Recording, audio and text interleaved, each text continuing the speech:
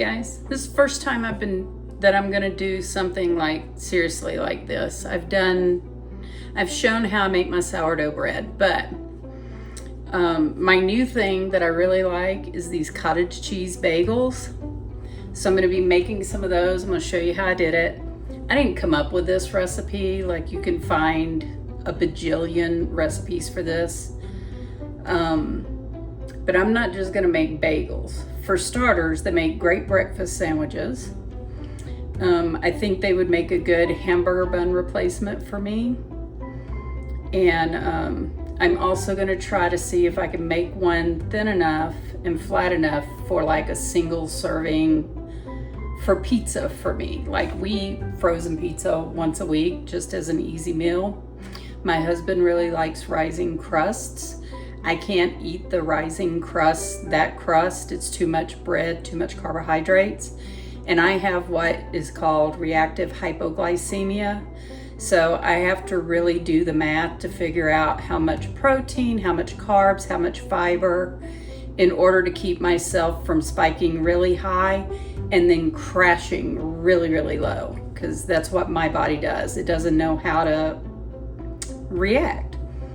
My body doesn't body very well, but we manage. It's not that big a deal. So anyways, the recipes you find online are going to be for 4 bagels usually, which would be 1 cup of flour, 2 teaspoons of baking powder, because I don't use self-rising flour, 2 teaspoons of baking powder, a half a teaspoon of salt, 1 egg, and 1 cup of cottage cheese that you've smoothed out. I'm actually going to quadruple this recipe so that I can make some more of the bagels. For whether they have a hole in them or not doesn't matter to me, but I'm going to make some of those.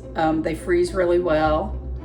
And then I'm also going to attempt to make 1 or 2 very small flats for pizza crusts and see how that goes.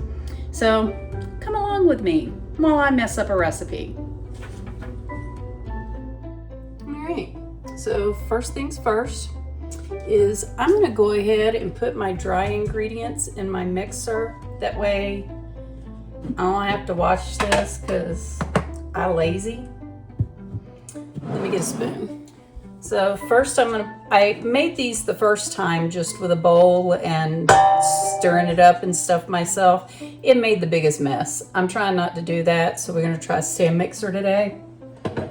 So what I'm going to do is I'm going to get my 4 cups. I use bread flour because I'm not going to be trying to buy different kinds of flour for different things.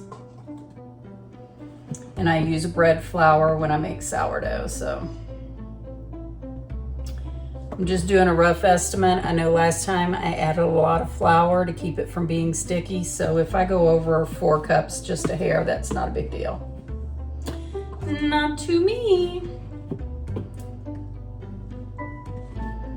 So let's get our 4 cups in there.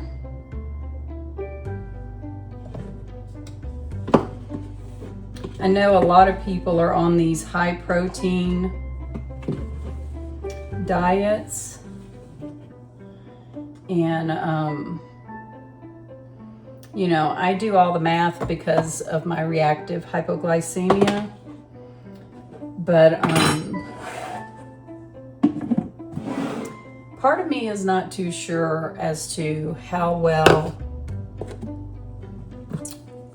all this adding protein to everything goes. This is my 1 teaspoon, and I need 8 teaspoons for my 4 cups here, because remember, I'm quadrupling. And I know there's probably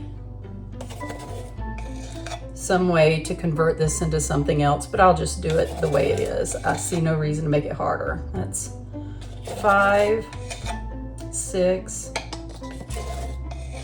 7, 8. So that's that. And then I need my 2 teaspoons of salt. I'm using sea salt. Not because I'm bougie, but because that's what I have. That's one. Two. So that's all of my dry ingredients. I'm just going to use my little measuring spoon here. Kind of mix those in a little bit, get them incorporated. Like this, like so. Now we're going to work on our cottage cheese. I bought this at Sam's. I'm assuming I have 4 cups. You can also use Greek yogurt. So if I run out of cottage cheese, I'll just turn around and use Greek yogurt for the rest of it. Cottage cheese has these little lumpy lumps in them. I'm not a big fan of cottage cheese personally, but you can't really taste the cottage cheese, so it's not that bad. I remember, any of my other Gen X's remember this, school lunches used to have this little side that you would get. We didn't get choices like they do today. So you just got what they put on your plate, but it was like half of a pear with a little like bowl cut out of it, like they pitted it. I know pears don't have pits, but that's what it looked like when I was a kid. And they would put cottage cheese in there and then put one cherry on top. And I would dump out cottage cheese, eat the pear, because I like pears, and eat the cherry. But I'm a texture person, so I didn't like the idea of having like clumps of cottage cheese. I don't know why I stuck that in there and made a mess. I don't like the clumpiness of it because I'm a texture person. Let's see. Do I have enough for one more cup?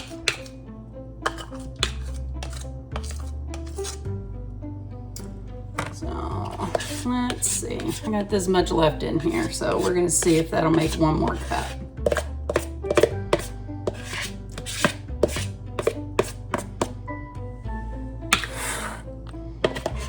Start scooping it out.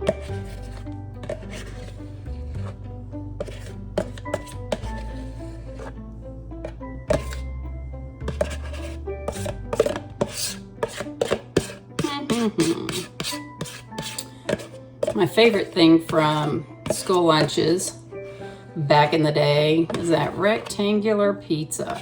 That was the best thing ever. I don't know what was in it. I am just a little bit shy, just barely, so I'm gonna go grab my Greek yogurt.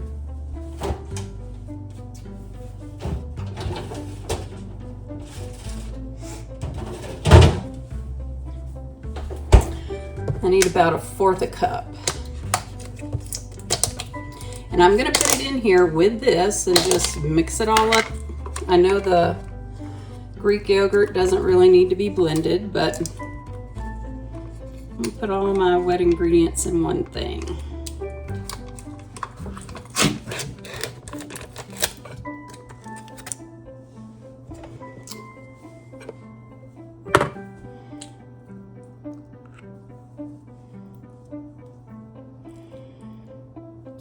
That much.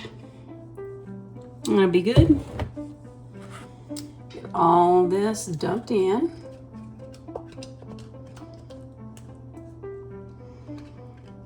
I don't have a blender or a food processor. Might be something that I asked for Christmas. So let me put my Greek yogurt away, and then I'm going to use my hand mixer to blend this.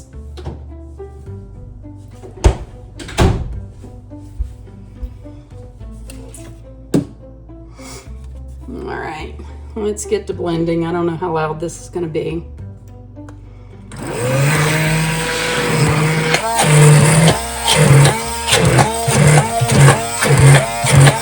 Get it all smooth.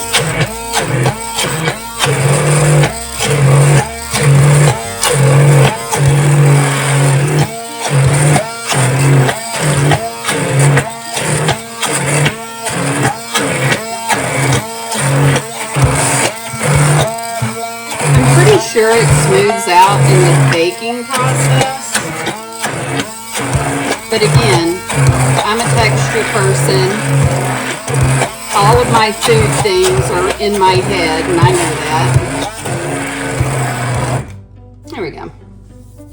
All of my texture things I know are just in my head, like I'm crazy or whatever. So this just makes me feel better about it.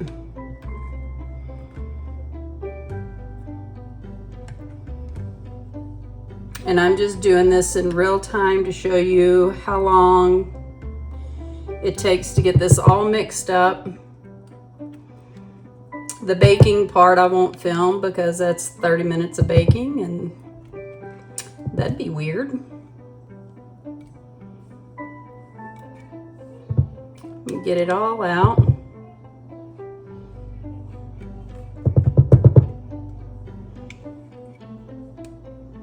There we go. So now I'm going to add this into my mixer where my dry ingredients are.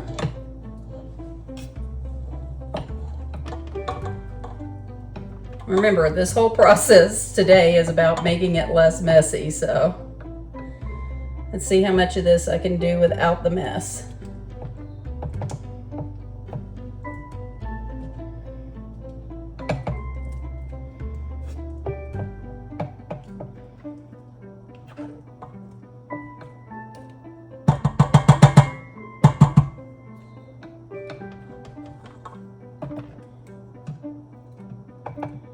This seems like an awfully big batch.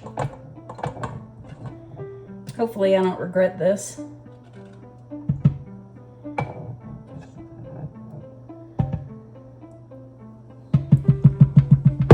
There we go. Now I need to get my 4 eggs. Let me get a towel here for my hands. These are farm fresh eggs from my chickens. No salmonella threat or recall here.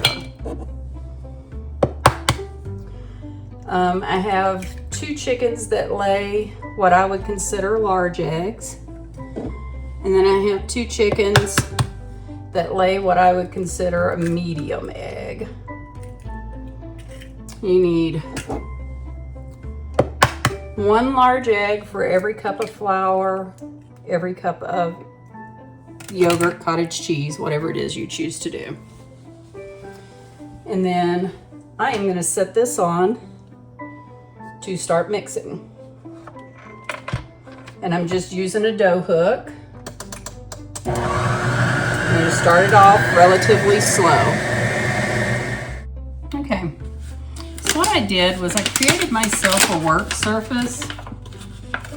Because like I said, last time I did this, it was really messy.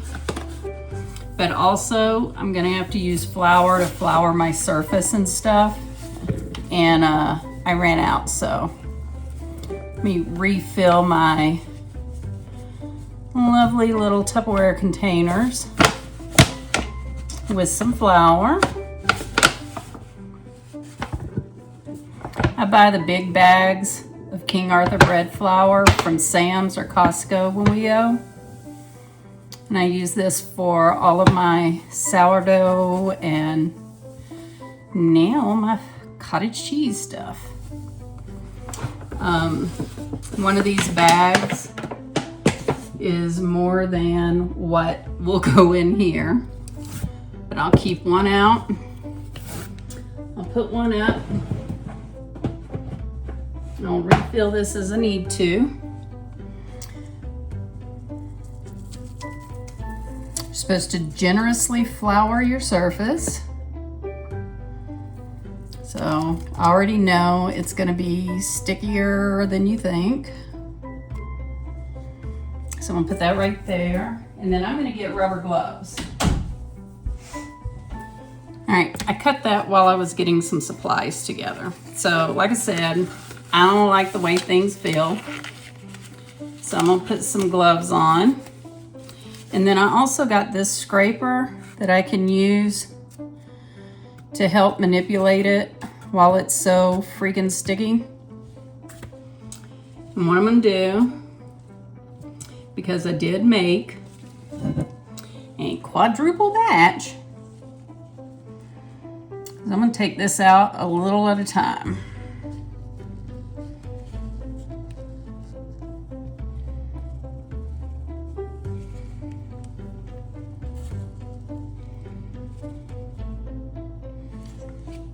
And work with it just a little at a time so that hopefully I'm not making too big of a mess here.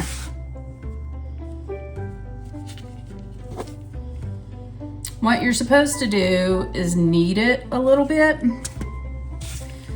to make it more dough-like. So what I do is really just try to get it coated first.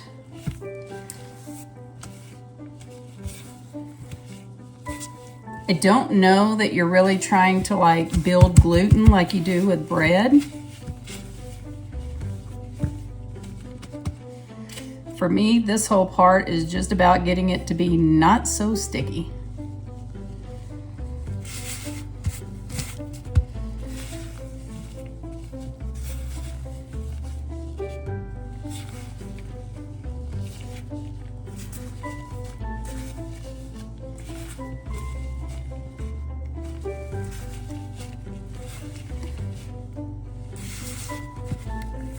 These gloves are also way too big for my hands.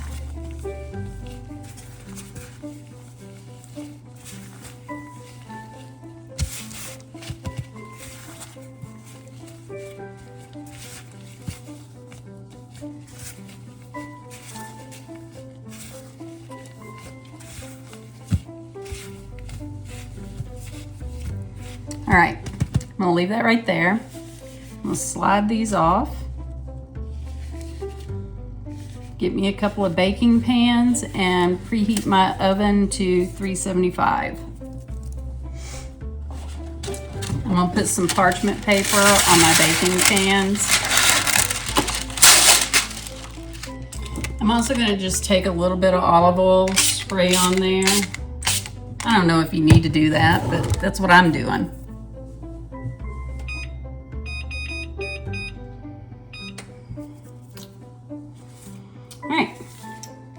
I'm gonna put these gloves back on because again, I'm not a fan of how this stuff feels when you touch it and it's sticky.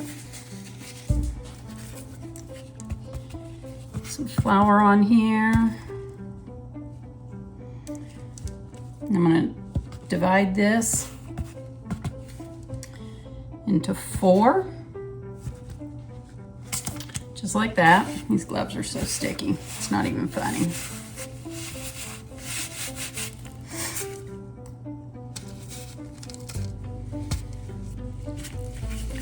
Ball this up. Starts getting too sticky. Throw it back in there. Again, uses a lot of flour. I'm just gonna set that ball right there for a second. I'll start doing this with the other 4. I guess you could weigh this out so that you're a little more consistent with what your macros are.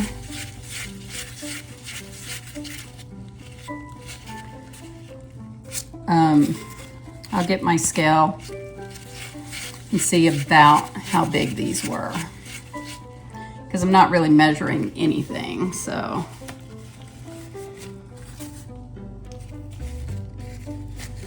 Here we go with those gloves. I do have a little kitchen scale here, so let me get it turned on. It is set to grams.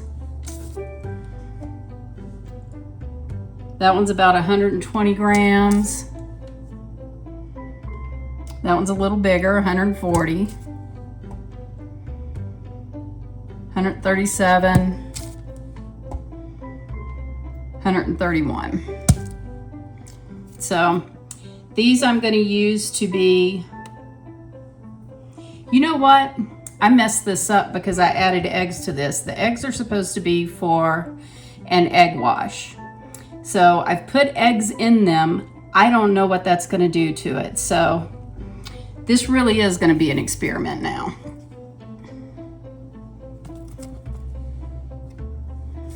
Just dawned on me that I did that. I'll still do an egg wash for them. But right now, I'm just gonna start using my hands. I mean, having an egg in there will add to the protein value.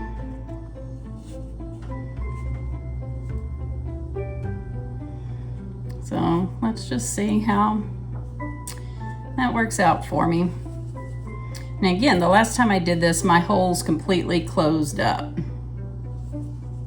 So I'm trying to make the holes just a little bit more pronounced.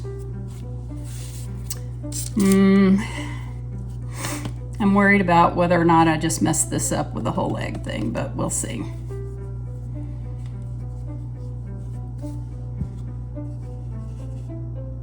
Ugh, so sticky. All right, I'm gonna do this, and then I will come back and show you what it looks like on the pan.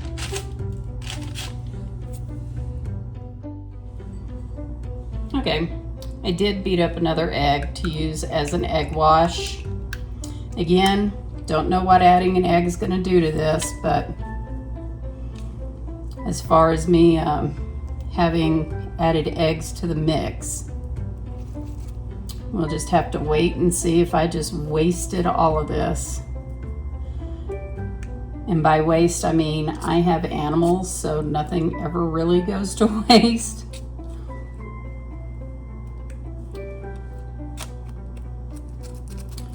Well, we'll see how all this goes.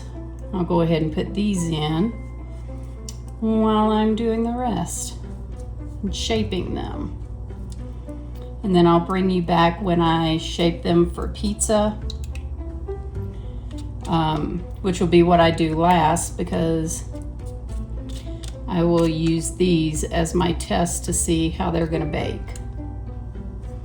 And if I just wasted all of these ingredients. As far as bagels and stuff go.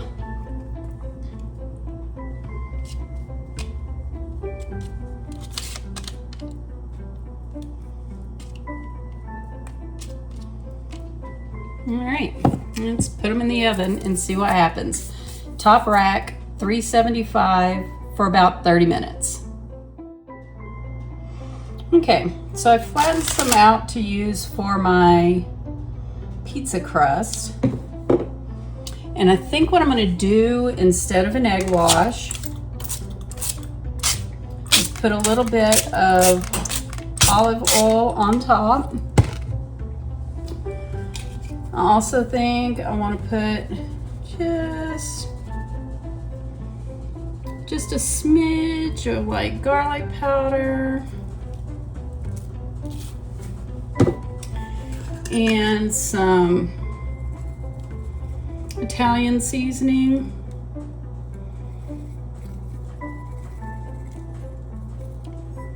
And just like that. I'm gonna do the same thing with these, put it in top rack, 375, and we'll see how long that cooks.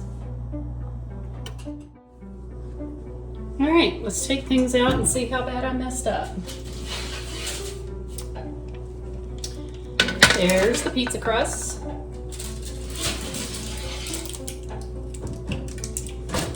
Here's my bagels. They still fluffed up quite a bit. So I don't know that the egg messed them up. I'll still have to let them cool to be certain. But I'm gonna move these over so that I can have the pan.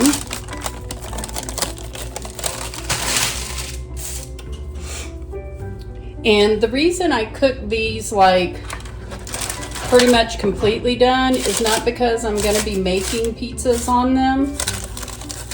Look at how nice that bottom did. We're gonna still cook our frozen pizzas, but I'm gonna take my 2 to 3 slices and I'm just gonna scoop the stuff off onto this and use this as my crust and throw away that other crust because I can't eat that. So let's move these, let them cool. And then I'm gonna reload these pans with my others.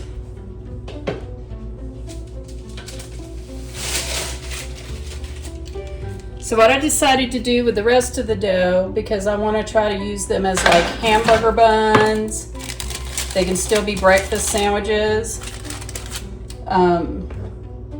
My bagels, the holes close up anyways.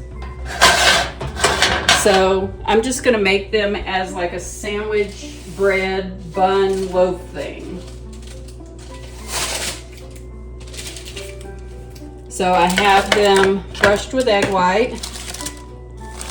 Some of them are a little bit bigger than others, and I figured that'd be good for like hamburger buns as opposed to breakfast sandwiches. But I'm gonna do the same thing, put them in here. The way my oven works is about halfway through the cooking time, I will actually turn the pans around so they brown evenly. Well, let's cut it open.